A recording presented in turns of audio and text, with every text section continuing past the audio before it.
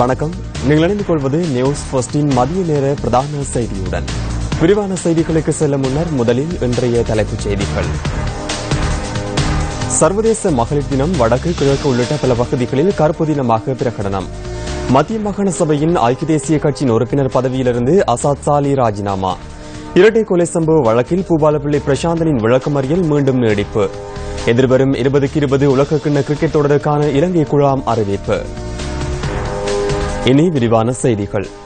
மத்திய மாகாண சபையின் ஐக்கிய தேசிய கட்சியின் உறுப்பினர் பதவியிலிருந்து ராஜினாமா செய்வதற்கு தீர்மானித்துள்ளதாக அசாத் சாலி தெரிவித்துள்ளார். குறித்த ராஜினாமா கடிதத்தை மாகாண சபையின் செயலாளரிடம் கையளித்துள்ளதாக நியூஸ் போஸ்ட் வினவிய போது அவர் குறிப்பிட்டார். பல்வேறு காரணங்களை முன்வைத்து கட்சியின் தலைவர் மற்றும் தவிசாளருக்கு கடந்த ஜனவரி மாதம் 30ஆம் தேதி அனுப்பிய ராஜினாமா கடிதம் மாகாண செயலாளருக்கு அனுப்பப்படவில்லை எனவும் அதனால் இவ்வாறு ராஜினாமா கடிதத்தை கையளித்துள்ளதாகவும் அசாத் சாலி மாகாண சபையின் செயலாளருக்கு அனுப்பியுள்ள கடிதத்தில் குறிப்பிடப்பட்டுள்ளது. குறித்த கடிதத்தின் பிரதியொன்று தேர்தல்கள் ஆணைக்குழுவின் தலைவருக்கும் அனுப்பப்பட்டுள்ளது. பயங்கரவாத தடை சட்டத்தின் கீழ் தடுத்து வைக்கப்பட்டுள்ள தமிழ் அரசியல் கைதிகள் முன்னெடுத்துள்ள உண்ணாவிரத போராட்டம் 15வது நாளாக இன்றும் தொடர்கின்றது. தம்மீதான நீதிமன்ற நடவடிக்கைகளை துரிதப்படுத்துமாறு வலியுறுத்தி வெலிக்கடை சிறைச்சாலையில் தடுத்து வைக்கப்பட்டுள்ள தமிழ் அரசியல் கைதிகள் உண்ணாவிரத போராட்டத்தை தொடர்ந்து முன்னெடுத்து வருகின்றனர். உண்ணாவிரதத்தில் ஈடுபட்டிருந்த கைதிகளில் மூவர் சுகவீனமுற்ற நிலையில் சிறைச்சாலை வைத்தியசாலையில் நேற்று அனுமதிக்கப்பட்டிருந்தனர். சிகிச்சையின் பின்னர் அவர்கள் மீண்டும் சிறைச்சாலைக்கு திரும்பி நேற்று முதல் உண்ணாவிரதத்தில் ஈடுபட்டு வருகின்றனர். இது தவிர உண்ணாவிரத போராட்டத்தில் ஈடுபட்டுள்ள தமிழ் கைதிகளின் உடல்நிலை குறித்து தொடர்ந்தும் சிறைச்சாலை வைத்தியர்கள் கவனம் செலுத்தி வருவதாகவும் சிறைச்சாலைகள் ஆணையாளரும் ஊடக பேச்சாளருமான துஷார உபோதேரிய சுட்டிக்காட்டினார். தம்பிதான நீதிமன்ற நடவடிக்கைகளை துரிதப்படுத்துமாறு வலியுறுத்தி வெலிக்கடை சிறைச்சாலையில் தடுத்து வைக்கப்பட்டிருந்த 14 தமிழ் அரசியல் கைதிகள் உண்ணாவிரத போராட்டத்தை ஆரம்பித்திருந்தனர். இந்த நிலைமையின் கீழ் கைதி ஒருவர் நீதிமன்றத்தினால் கடந்த வாரம் விடுதலை செய்யப்பட்டதுடன் ஏனைய 13 பேரும் தொடர்ந்தும் தங்களின் உண்ணாவிரத போராட்டத்தை முன்னெடுத்து வருகின்றனர். சிவராத்திரி விரதத்தை முன்னிட்டு ஈழத்தின் பஞ்ச ஈச்சரங்களில் 4 யாம பூஜைகளும் விசேட வழிபாடுகளும் இடம்பெற்றன. மாசிவாத கிருஷ்ணபக்ஷ சதுர்த்தசி திதியன்று விரதமிருந்து சிவனை வேண்டி இரவு முழுவதும் விழித்து 4 ஜாம பூஜை செய்வது மகா சிவராத்திரியின் முக்கியமான வழிபாட்டு முறையாகும். ஈழத்தின் வரலாற்று சிறப்புமிக்க ஈஸ்வரங்களில் ஒன்றான கீரிமலை நகுலேஸ்வரர் ஆலயத்தில் சிவராத்திரி பூஜைகள் நடைபெற்றன. சிலாபம், ஸ்ரீ முன்னீஸ்வரம், ஸ்ரீ வடிவாம்பிகா சமேத ஸ்ரீ முன்னைநாத சுவாமி ஆலயத்தில் மகா சிவராத்திரி விரத பூஜைகள் சிறப்பாக நடைபெற்றன.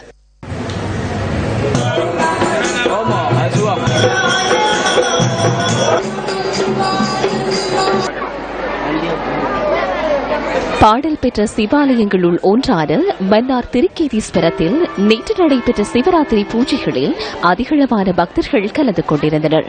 நாட்டின் பல்வேறு பகுதிகளில் இருந்தும் சென்ற இந்துக்கள் பக்தி பரவசத்துடன் பூஜை வழிபாடுகளில் கலந்து கொண்டிருந்தனர்.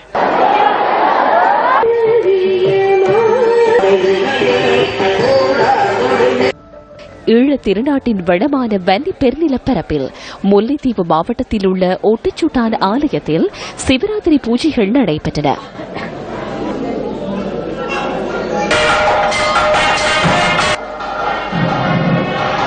கிழக்கிலங்கையின் திருக்குணமலை திருக்கோடீஸ்வரர் ஆலயத்திலும் சிவராத்திரி பூஜைகள் நடைபெற்றன. தென்கைலாயம் என சிறப்பிக்கப்படும் திருக்கோணீஸ்வரத்தில் நடைபெற்ற பூஜைகளில் அதிகளவான இந்துக்கள் பக்தி பரவசத்துடன் கலந்து கொண்டிருந்தனர்.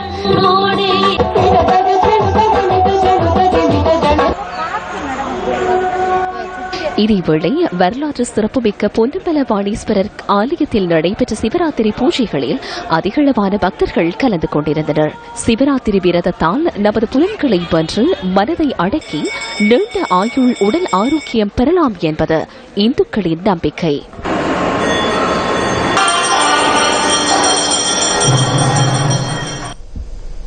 பொதுமக்களின் பிரச்சினைகளுக்கு நிரந்தர தீர்வு வழங்குவதை நோக்கமாக கொண்டு ஆரம்பிக்கப்பட்ட நியூஸ் போஸ்டின் மக்கள் சேவையான மக்கள் சக்தி இல்லங்கள் தோறும் திட்டம் 14வது நாளாக இன்று முன்னெடுக்கப்படுகின்றது. பேராதனை பல்கலைக்கழகத்தின் ஒத்துழைப்புடன் நியூஸ் போஸ்ட் இந்த திட்டத்தை முன்னெடுக்கின்றது.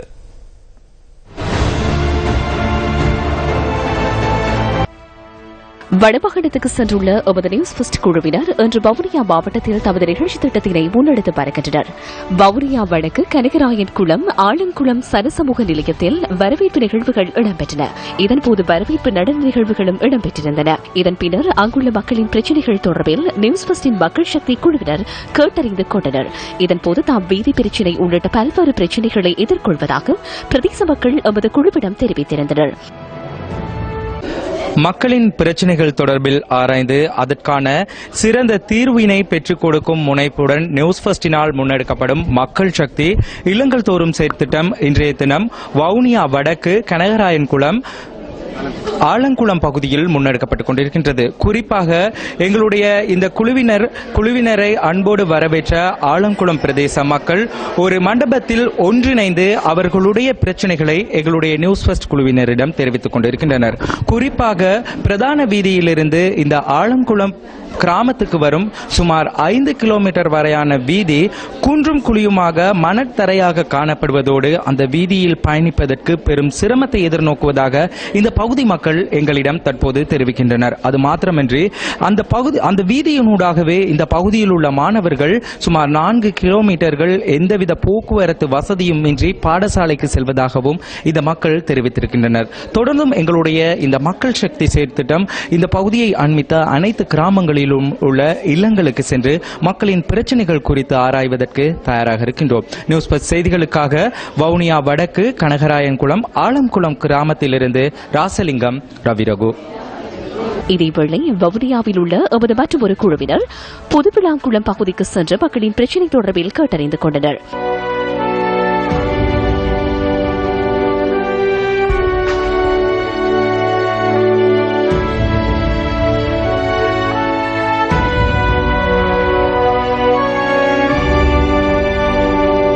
இதேவேளை தென்பகுதிக்கு சென்ற எமது நியூஸ் ஃபர்ஸ்டின் மற்றொரு குழுவினரின் ஆரம்ப நிகழ்வுகள் எல்லைவில ஸ்ரீ சூரி புத்தாராம விகாரையில் இடம்பெற்றன. இந்த நிகழ்வில் வரையறுக்கப்பட்ட கேபிட்டல் மகாராஜா நிறுவனத்தின் குழும பணிப்பாளர் அனுராத் ஜெயசிங்க கலந்து கொண்டார்.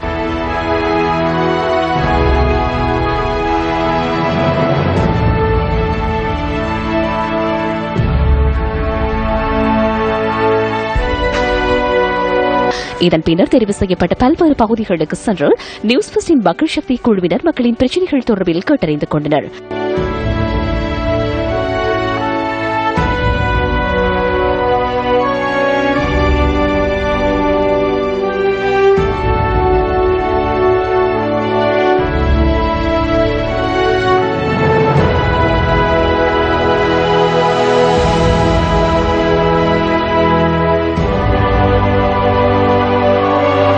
புலனறுவை சென்றுள்ள எமது மற்றொரு குழுவினர் பல்வேறு கஷ்ட பிரதேசங்களுக்கும் சென்று மக்களின் பிரச்சினைகள் தொடர்பில் கேட்டறிந்து கொண்டனர்.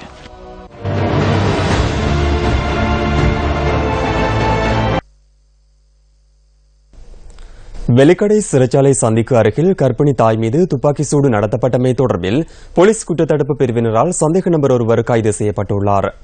வெலிகம மிடிகம பெட்டுதுவ வீதி பகுதியில் குறித்த சந்தேக நபர் கைது செய்யப்பட்டதாக போலீஸ் ஊடகப் பிரிவு குறிப்பிட்டது. வெலிகம பகுதியைச் சேர்ந்த 26 வயதான ஒருவரே சந்தேகத்தின் பேரில் கைது செய்யப்பட்டுள்ளார். குறித்த சந்தேக நபரிடமிருந்து கைக்குண்டு மற்றும் 5 கையடக்க தொலைபேசிகள் கைப்பற்றப்பட்டுள்ளன. சம்பவம் தொடர்பில் கொழும்பு குற்றத்தடுப்பு பிரிவினர் மேலதிக விசாரணைகளை மேற்கொண்டு வருகின்றனர். இலங்கையில் கைது செய்யப்பட்டுள்ள இந்திய மீனவர்களை விரைவில் விடுதலை செய்வதற்கு நடவடிக்கை எடுக்குமாறு கோரி தமிழக முதலமைச்சர் ஜெயலலிதா ஜெயராம் இந்திய பிரதமர் நரேந்திர மோடிக்கு கடிதம் அனுப்பியுள்ளார். இந்திய மீனவர்கள் 29 பேர் இலங்கை கடற்படையினரால் நேற்று முன்தினம் கைது செய்யப்பட்டமையை கவனத்திற்கொண்டு தமிழக முதல்வர் இந்த கடிதத்தை எழுதியுள்ளதாக இந்திய ஊடகங்கள் கூறுகின்றன. தற்போது இலங்கையில் 64 இந்திய மீனவர்கள் தடுத்து வைக்கப்பட்டுள்ளதுடன் அவர்களின் 77 படகுகளும் கைப்பற்றப்பட்டுள்ளன. குறித்த மீனவர்களை விடுதலை செய்வதற்கு முக்கிய கவனம் செலுத்த வேண்டும் என ஜெயலலிதா ஜெயராம் இந்திய பிரதமருக்கு எழுதிய கடிதத்தில் குறிப்பிடப்பட்டுள்ளது. இதேவேளை இந்திய மீனவர்களை விடுதலை செய்வதற்கு இதுவரையில் எவ்வித தீர்மானமும் எடுக்கப்படவில்லை என கடற்றொழில் அமைச்சர் மஹிந்த அமரவீர நியூஸ் ஃபர்ஸ்டுக்கு தெரிவித்தார். இலங்கை கடல் எல்லையில் அத்துமீறி மீன்பிடியில் ஈடுபடும் இந்திய மீனவர்களை கைது செய்யும் நடவடிக்கைகளை தொடர்ந்தும் விரிவுபடுத்துமாறு கடற்படைக்கு அறிவுறுத்தல் விடுத்துள்ளதாக அமைச்சர் மேலும் தெரிவித்துள்ளார். சர்வதேச மகளிர் தினத்தை முன்னிட்டு வடக்கு கிழக்கு மற்றும் வடமேல் மாகாணங்களில் கருப்பு பங்குனி எனும் துணிப்பொருளின் கீழ் கவனஈர்ப்பு போராட்டங்கள் முன்னெடுக்கப்பட்டன. அண்மை காலமாக பெண்களுக்கு எதிராக அதிகரித்து வரும் வன்முறைகள் மற்றும் பாலியல் துஷ்பிரயோகங்களுக்கு எதிர்ப்பினை வெளிப்படுத்தும் முகமாக இம்முறை மகளிர் தினத்தை கருப்பு பங்குனியாக அடையாளப்படுத்தியுள்ளதாக மகளிர் அமைப்புகள் குறிப்பிட்டுள்ளன. மட்டக்களப்பு மாவட்டத்தில் மகளிருக்கு கருப்பு பங்குனி அடையாளப்படுத்தும் விதத்தில் பதாதைகளை ஏந்தியவாறு பெண்கள் கவனஈர்ப்பில் ஈடுபட்டனர். மட்டக்களப்பு காந்தி பூங்கா அருகே இந்த கவனஈர்ப்பு போராட்டம் முன்னெடுக்கப்பட்டது.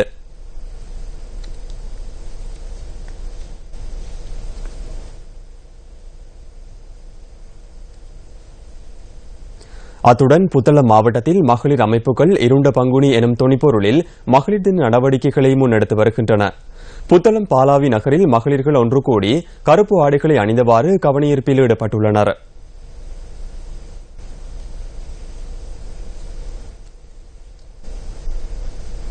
பெண்களுக்கான உரிமைகள் மற்றும் சுதந்திரம் வழங்கப்பட்டுள்ளது என பலர் அறைகூவல் விடுக்கின்ற போதிலும் இன்றும் பல்வேறு வகையில் பெண்கள் பின்தள்ளப்பட்டுள்ள நிலையில் காணப்படுகின்றனர். சர்வதேச மகளிர் தினம் இன்று அனுஷ்டிக்கப்படுகின்ற நிலையில் மலையக பெண்களின் பிரச்சினைகள் மற்றும் அவர்கள் எதிர்கொள்ளும் சவால்கள் தொடர்பில் இன்று நாம் ஆராய்கின்றோம். நாட்டின் பெருந்தோட்ட பகுதிகளில் வாழும் பெண்கள் எதிர்நோக்கும் பிரச்சினைகளை நாம் தொடர்ந்து முன்வைத்து வருகின்றோம். எவ்வித அடிப்படை வசதிகளும் அற்ற நிலையில் வாழ்ந்து வரும் இந்த பெண்கள் நாளாந்தம் தமது வாழ்க்கையை முன்னெடுத்து செல்வதற்கு பல்வேறு இன்னல்களை அனுபவித்து வருகின்றனர். இவர்களின் பிரச்சினைகள் தொடர்பில் சுட்டிக்காட்டப்படுகின்ற போதிலும் இதுவரையில் அவர்களுக்கான தீர்வு எட்டாக்கனியாகவே உள்ளது. மகளிர் தினம் கொண்டாடுறாங்க. எங்களுக்குன்னு ஒரு உரிமை இல்லை. எங்களை ஆஸ்பத்திரி ஹாஸ்பிட்டலுக்கு போனால் அங்கே மறந்து இல்லை, அங்கேயும் எங்களை புறக்கணிக்கிறாங்க. எதுவுமே எங்களுக்கு கிடையாது. எந்த ஒரு வசதியும் செஞ்சு கொடுக்கல. வீட்டுக்குள்ள தண்ணி இல்லை, வீட்டுக்கு போனால் அங்கே வேற கஷ்டம். எந்த உரிமையுமே எங்களுக்கு இல்லை. உரிமையை கொண்டு நாங்கள் மகளிர் தினம் கொண்டாடுறோம். ஓட்டுன்னு ஓட்டை தான் வந்து வாங்கிட்டு போறாங்க. எங்களுக்கு எந்த உரிமையுமே கிடையாது. இங்க எந்த விதமான ஒரு உதவியும் இல்லை. எந்த விதமான ஒரு உதவி இல்லை. நாங்க எப்படி அந்த மகளிர் தினத்துக்கு போறது? எங்களுக்கு குடிக்க தண்ணி இல்ல. கணக்கா டைமுக்கு 7:30 மலைக்கு வர சொல்றாங்க. 7:30 நாங்க எங்க பிள்ளைகள் பெரிய பிள்ளைகளா இருக்கு. நாங்க போயிடும். சின்ன பிள்ளைகள் ஸ்கூல் அனுப்புவாங்க. ஒரு பிள்ளைகளை 4 பிள்ளைகள் 5 பிள்ளைகளை ஸ்கூல் அனுப்பிட்டு அந்த தாய்மார்கள் எப்படி வருவாங்க டைமுக்கு? இனி விளையாட்டு செய்தி. எதிர்வரும் உலகக்கிண்ண 2020 தொடருக்கான இலங்கை அணியின் தலைவராக ஆஞ்சலோ மேத்யூஸ் தெரிவு செய்யப்பட்டுள்ளார். இலங்கை தேசிய கிரிக்கெட் தேர்வுக்குழுவுடன் விளையாட்டுத்துறை அமைச்சர் தயாசிறி ஜெயசேகர இணைந்து நடத்திய ஊடக சந்திப்பில் இந்த விடயம் குறிப்பிடப்பட்டது. அதன் அடிப்படையில் 2020 இலங்கை அணியின் முன்னாள் தலைவர் லாசித் மாலிங்கவும் இந்த தொடரில் இணைத்துக் கொள்ளப்பட்டுள்ளமை குறிப்பிடத்தக்கது. இத்துடன் நியூஸ் ஃபர்ஸ்டின் மதிய நேர பிரதான செய்தி நிறைவு பெறுகின்றது.